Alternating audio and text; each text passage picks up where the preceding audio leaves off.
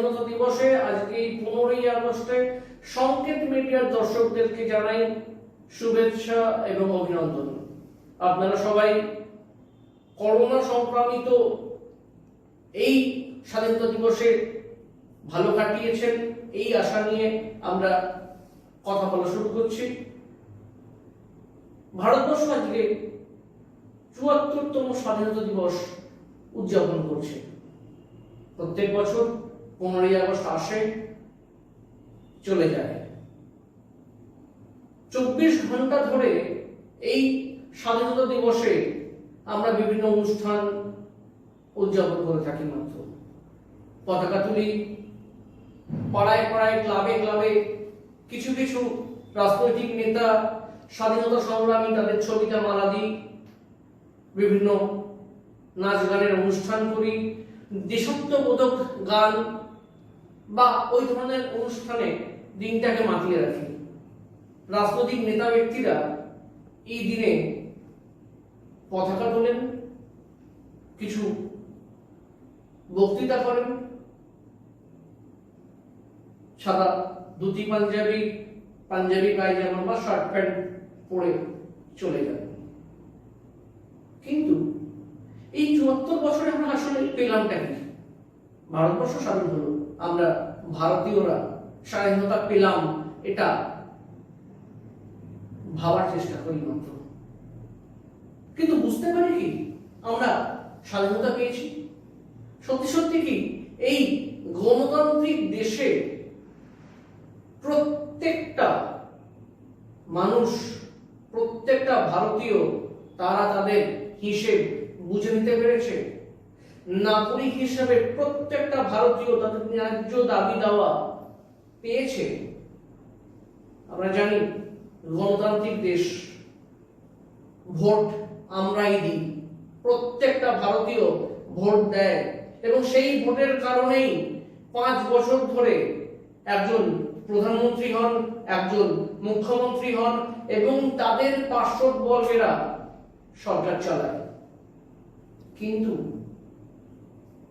এই প্রধানমন্ত্রী বা মুখ্যমন্ত্রী তারা আমাদের ভোটে জেতার পরে কোথাও কি আমাদেরকেই শোষণ করেন না? কোথাও কি তারা নিজেদের স্বার্থ কায়েম করার রাজনীতিতেই হাঁটতে আরম্ভ করেন না? ৭৪ বছর ধরে আমরা যা দেখে এসেছি তাতে সত্যি কি কিছু বদলেছে? একটু বুকে হাত রেখে ভাবি তো আমরা।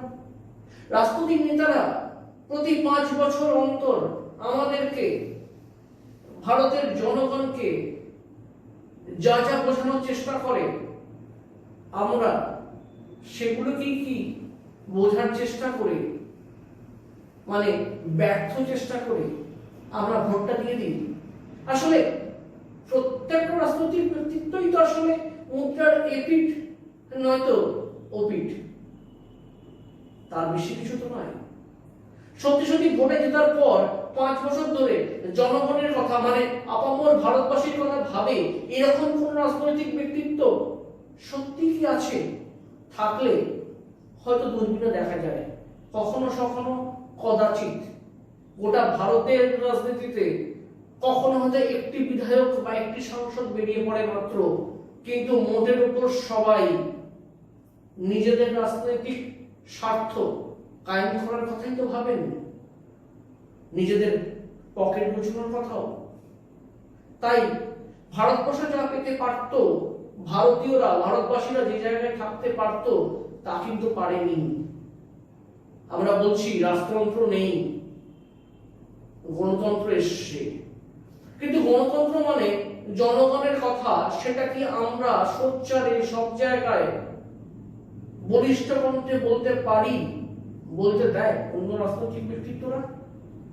আমরা চাইলেই কখনো মুখ্যমন্ত্রী বা প্রধানমন্ত্রীর কাছে পৌঁছতে পারি? ছেড়ে দিন, একজন বিধায়ক, একজন পৌরপিতা বা মাতা, একজন সাংসদ, ওরে বাবা, মাঝখানে তো কত ফোরেরা রয়েছে, রাজনৈতিক ছোটখাটো নেতা নেত্রী, চামচে, এরা সব রয়েছেন, তারাই তো ঘিরে রাখেন একজন পৌরপিতা, মাতা, বিধায়ক বা সাংসদকে।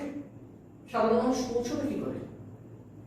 তাদের কথা, যাদের জন্য তিনি বিধায়ক বা সাংসদ হয়েছেন বা পৌর বিধায়কদের পক্ষে, তাদের কথা কি শোনার সময় আছে পৌরপিতা, বিধায়ক বা সাংসদদের? এই ছোটখাটো নেতারাই তো সামনে চলে। এই নেতা বা চামচে বা রাজনৈতিক কর্মী যারা নিজেদের ব্যক্তিগত স্বার্থের কথা ভেবে, ব্যক্তিগত মুনাফা লোটার কারণে সবসময় বিধায়ক, সাংসদ বা পৌরপিতাদেরকে তোল্লাই দিয়ে চলেন, মশাইরি করে আসছেন। একসময় রাজাদের বা জমিদারদের যে মশাইরির প্রথা ছিল, সেই মশাইরি প্রথা কিন্তু আজকেও 2020-তে দাঁড়িয়েও, আজকের 15ই আগস্ট বলতে বাধ্য হচ্ছি, হয়তো কোথাও লজ্জা লাগছে, তারপরেও বলতে বাধ্য হচ্ছে, সেই মশাইরি প্রথা এখনো চলছে। বলি বটে রাজতন্ত্র নেই গণতন্ত্র। প্রত্যেকটা ভারতীয় বুকে হাত রেখে ভাবুন তো, রাজতন্ত্রের রাজারা যা করতেন, একজন প্রধানমন্ত্রী বা মুখ্যমন্ত্রী তার থেকে কিছু কি আলাদা করেন? কখন আলাদা কিছু ঘটেছে কি? একটু ভাবুন তো, নিজেরা ভাববেন। তাই মুশকিল ভোট দেওয়ার সময় অন্য কোনো উপায় তো নেই। যদি একে ভোট না দেন তাহলে ওকে দেবেন। এ যদি চেয়ারে বা মসনদে বসে তো রাজা হবে, না হলে উনি বসবেন, তুমিও রাজা হবেন। পার্থক্য কিছু নেই। আমরা জনগণেরা যে টিমে ছিলাম সে টিমেরই থাকবো। এর বাইরে কি আমরা বেরোতে পারছি? পারছি না। কিন্তু কেন পারছি না? তাহলে কিসের স্বাধীনতা আমরা পেলাম? ৭৪ বছর ধরে আমরা কোন স্বাধীনতা ভোগ করছি? যেসব স্বাধীনতা সংগ্রামীরা স্বাধীনতা পাওয়ার জন্য, ইংরেজদেরকে সরানোর জন্য নিজেদের জীবন বলিদান দিয়েছেন, তারা কি যদি বেঁচে থাকতেন লজ্জায় মুখ ঢাকতেন, অথবা নিজেরাই আত্মহত্যা দিতেন? বলিদান দিয়ে ভালো করেছেন নিজেদের জীবন, তাও তো একটা সৎ কাজে জীবন বলিদান করেছিলেন। না হলে আজকে কাপুরুষের মতো আত্মহত্যা দিতে হতো। তাদেরকে তারা মনে করতেন এই স্বাধীনতা তারা চাননি, যে স্বাধীনতা তারা পেয়েছেন সেই স্বাধীনতার জন্য স্বাধীনতা সংগ্রাম করা হয়নি। তবু ৭৪ বছর ধরেই এই স্বাধীনতা আমরা ভোগ করে চলেছি। আরো কত ৭৪ বছর আসবে আর যাবে আমরা জানি না। কারণ যতক্ষণ না ভারতীয়রা, জনগণ নতুন একটা রেনেসাঁস, নতুন একটা বিপ্লব আনবে, নতুন করে ভাবতে শিখবে যে না এই স্বাধীনতা চাইনি, ততদিন অবধি কিন্তু এই স্বাধীনতা নামে ভ্রষ্টামি, এই স্বাধীনতার নামে পরাধীনতা আমাদের বয়ে বেড়াতে হবে। আগামী দিন বলবে, আগামী বছর আমরা ঠিক এভাবেই কি আরো একটা স্বাধীনতা দিবস কাটাবো, নাকি কোথাও কোনো পরিবর্তনের আশা, কোথাও একটা ক্ষীণ আলো আমরা দেখলেও দেখতে পারি? ভাববেন আপনারা, কারণ দায়িত্বটা আপনাদের। আমরা শুধুমাত্র মনে করিয়ে দিলাম। আর একটা কথা, হ্যাঁ যেটা বলছিলাম, করোনা কিন্তু চলছে বিশ্বব্যাপী। করোনার যে করাল গ্রাস, তাতে কিন্তু বিশ্বব্যাপী সবাই মোটের উপর খারাপ আছে, আমরাও খারাপ আছি। তার মধ্যেও এই হতাশার সময় আমাদেরকে ঘুরে দাঁড়াতে হবে, আমাদেরকে ভালো থাকতে হবে, সুস্থ থাকতে হবে, সাবধানে নিরাপদে থাকতে হবে। আমরা সবসময় মাস্ক পরার চেষ্টা করছি, আমরা স্যানিটাইজার দিয়ে হাত পরিষ্কার করার চেষ্টা করছি। আপনারা ভাবতে পারেন যে আমি এই মুহূর্তে কথা বলার জন্য মাস্ক তো পরে নেই, না মাস্ক পরে আছি। আমি দেখাতে চাইবো যে এই মুহূর্তে আমি মাস্কটাকে জাস্ট খুলে রেখেছি, কারণ আমার সামনে 6 ফুটের মধ্যে কেন 8, 10, 12 ফুটের মধ্যেও কেউ নেই, তাই আমি সেই নিরাপদ দূরত্বে থাকাতেই মাস্কটা খুলে রেখেছি। আপনারা দয়া করে মাস্ক খুলে রাখবেন না, এই হঠকারী সিদ্ধান্ত নেবেন না, যাতে করে নিজেরা নিজেদের বিপদ ডেকে আনেন এবং অন্যদেরকেও বিপদের সম্মুখীন করে ফেলেন। তাই প্লিজ আবার হাত জোর করে বলছি, আপনারা সবাই সাবধানে থাকুন, সুস্থ থাকুন এবং 15ই আগস্টে নতুন করে শপথ নিন, যাতে আগামী দিনে আমরা আরো ভালো, সুন্দর, স্বচ্ছ ভারতবর্ষ গড়ে তুলতে পারি। সংকেত মিডিয়ার দর্শকদেরকে সংকেত মিডিয়ার পক্ষ থেকে শুভেচ্ছা এবং অভিনন্দন।